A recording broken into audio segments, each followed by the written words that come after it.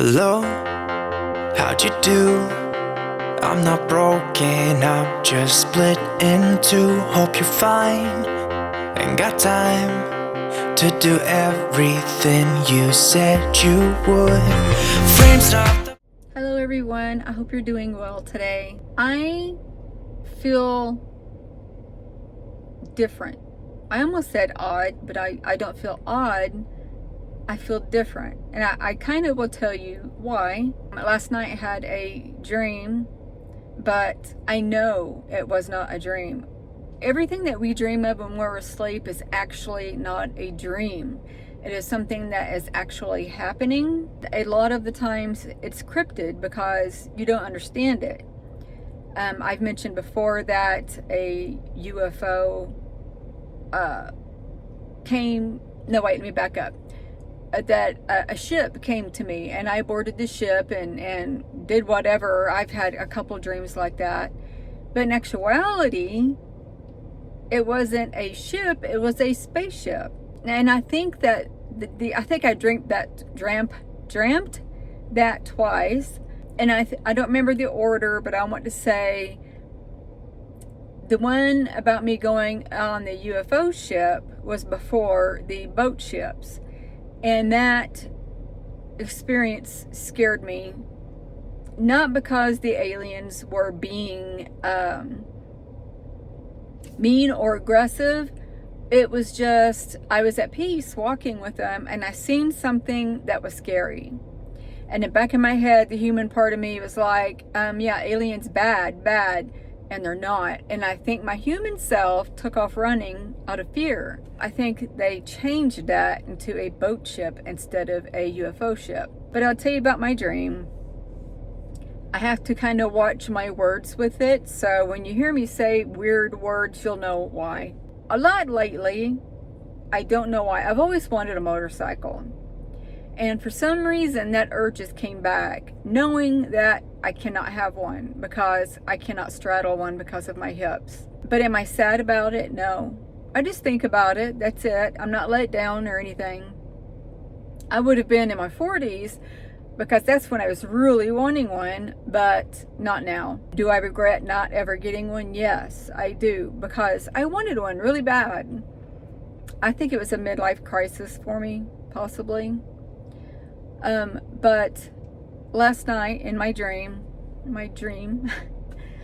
I was on a motorcycle and I was in black leathers and my motorcycle was all black. And I even think I had a helmet on. I'm not sure. But it was dark and I was like in a neighborhood that was lit up pretty. And by that, I mean, maybe it was a rich district and they had particular lights all on their houses, because the low-income housing doesn't have that kind of lighting. The rich houses can afford to put special lights up in special places, and their houses are enormous, so there's a lot of them. That's the impression that I got.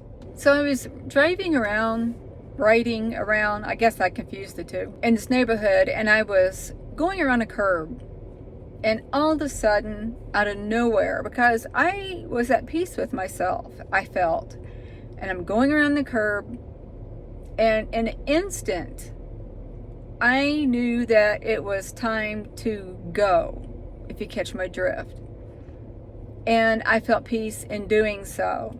I will say that throughout my life, I have thought of that unaliving, and the thought of the going over that part of transitioning from here to there was scary.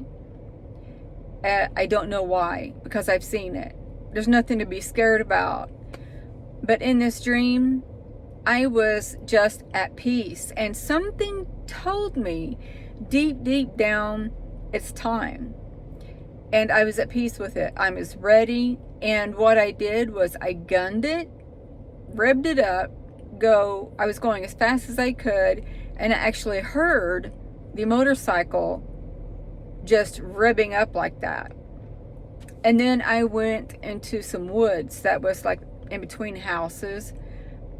And my body shot through these trees and such that I was going upward. And as I was going upward, that part scared me. I started grabbing branches. But I want to add something else. Before I shot through these woods, I knew it would be painful, but I was at peace with that also. I was ready to accept that just to get to where I was going. So I'm going upward through these trees. I'm grabbing branches, and I'm seeing the broken branches in my hands. And I remember I wasn't screaming, but I was hollering like, oh no, I don't want to go up. Meaning the sky kind of scares me in a way that I think my mind plays tricks on me. When I look up, I'm like, that's a never-ending abyss. And so my insides turn in a way that is creepy. I can't explain that to you. So as I ran out of trees to grab onto, I knew, I should say, that I was above all the trees. There was no more trees. And then everything went black.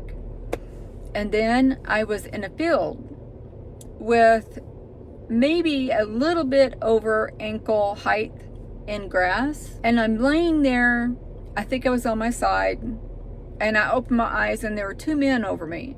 They did not look human. Well, listen, they did look human, but different, if that says anything. I think they had bigger eyes. And one man said, is she with the bus with the other people that had crossed over? And the other guy said, no, she's alone. They were trying to pick me up. I'm sure they did, between two of them. That's all I remember. And I don't remember the exact wording, as in, is she with the people in the bus that all had perished, more or less? And the other one said, he said either, no, she's alone, or I don't remember, but I was alone. That's what he was getting at. And I remember when they were picking me up, I thought, I don't remember what I thought. I was just sitting here thinking like I knew, but I don't know. At that moment when they found me, when my eyes opened, I felt tremendous peace also. The same kind of peace I had when I knew it was time. And I don't think we have feelings in our dreams. I don't recall any feelings ever in dreams. Although, well, I've had feelings in other dreams that I know were not dreams. They're not all dreams. Some have feelings, some don't. But I know when I was 16 and I overdosed, I did unalive myself. I felt the same peace, but great sorrow. The great sorrow kind of was overwhelming on the peace. I was really ashamed of myself. But knowing what I did on the bike and gunning it, and I remember exactly thinking, it's time, and I'm okay. And when I gunned it, ribbing it up, because I was going to make it instantaneous. I wasn't going to make it where I could have survived. I was going to be done. And when I revved it up, it felt so peaceful. It felt like I was surrounded by angels and full of peace. I cannot explain how that felt. It was tremendous.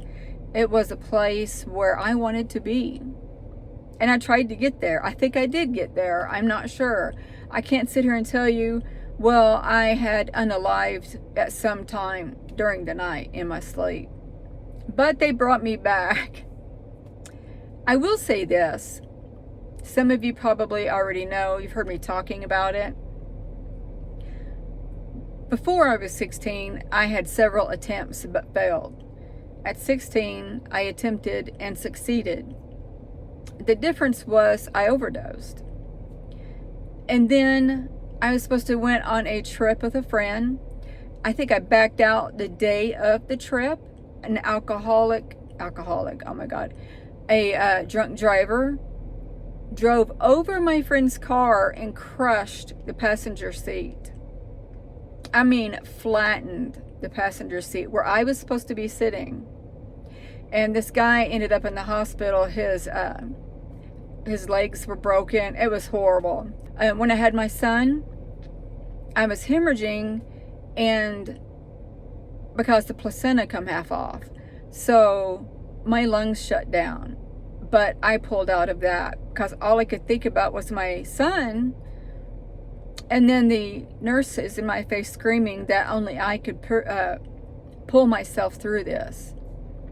And there I was, stiff as a board on the toilet, because I was on the toilet, and my lungs shut down, and I was stiff, trying so hard to get air in my lungs. And I think, if I remember right, that was the last time that I was supposed to unalive, but pulled through. I can honestly say that I do want to be on the other side, because Earth is very difficult. It's very traumatic and painful in more than one way. And it's a place I never want to be again, ever, unless it improves. So guys, I'm going to end this here. I love you tremendously. I had to share that with you. And I needed to diary it to myself also. Oh, by the way, I had a visit. It was very short and sweet. An entity sat on the bed against my back. And then I heard rustling noises in my bedroom. And my Zepbound shot, I'm 5 pounds away from my goal weight. I have lost over 40 pounds since February. I just had to throw that in there, because I know some of you are probably wanting to know. So I'm going to end this here. I love you guys tremendously, and I'm going to send each and every one of you love, light, and peace. Bye.